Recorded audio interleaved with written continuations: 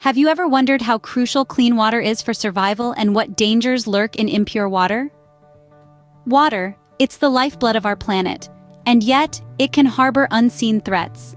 Every sip of contaminated water may bring a multitude of health risks, from simple discomfort to life-threatening conditions. In survival scenarios, access to clean, safe water is paramount. It's not just about quenching thirst, it's about sustaining life. Knowing how to purify water can be a lifesaver, so let's learn how to do it with simple household items. Before we dive into the process, understand that purifying water involves two main steps: filtration and disinfection. Let's break it down a bit. First off, filtration. This is all about removing physical impurities from the water. Think of things like dirt, debris, and other particles that can make water look cloudy or discolored. Filtration could be as simple as passing the water through a cloth, or as complex as using a specially designed water filter. Next up, disinfection. This is where we eliminate harmful microorganisms like bacteria, viruses, and parasites that might be lurking in the water. Disinfection can be achieved through a variety of methods, including boiling, using chemical disinfectants like bleach or iodine, or even using ultraviolet light. So there you have it. Filtration to get rid of the visible stuff, and disinfection to handle the microscopic nasties. Now that we have a grasp of the basics, we can delve into the practical side of things. One of the most accessible methods of water purification involves using a charcoal and sand filter. This process might seem complex at first, but it's surprisingly straightforward once you understand the basics. Picture this: you're creating layers like a cake, but instead of flour and sugar, you're using charcoal and sand.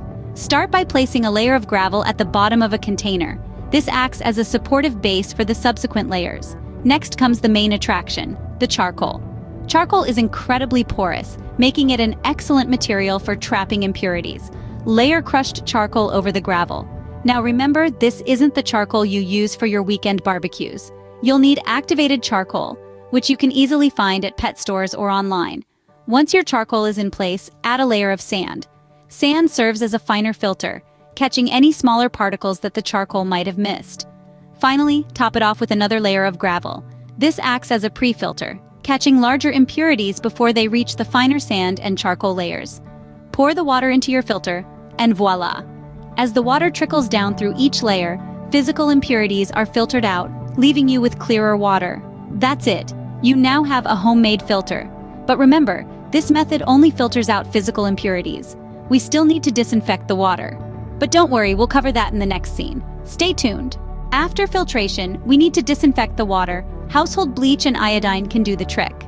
You see, these common items found in your pantry or medicine cabinet are not just for cleaning wounds or whitening your laundry. They can also be lifesavers, quite literally, when it comes to water purification. Let's talk about bleach first. When using bleach to purify water, you want to make sure it's unscented and contains 4 to 6% of sodium hypochlorite. For every gallon of water, add 8 drops of bleach, stir it well, then let it stand for about half an hour. The water should have a slight bleach odor. If not, repeat the process and wait another 15 minutes. Now let's move on to iodine. Iodine is another effective disinfectant. You can use either tincture of iodine or iodine tablets. If you're using tincture of iodine, use 5 drops for every quart of clear water, and 10 drops if the water is cloudy. For iodine tablets, follow the instructions on the package. After adding iodine, you need to wait for at least 30 minutes before drinking the water. Remember, these methods don't remove chemical pollutants. They kill bacteria, viruses, and other microorganisms that can make you sick. Also, the water might taste a bit different, but it's safe to drink. By now, you should have potable water, but how you store it matters too. Storing purified water properly is crucial to maintaining its cleanliness.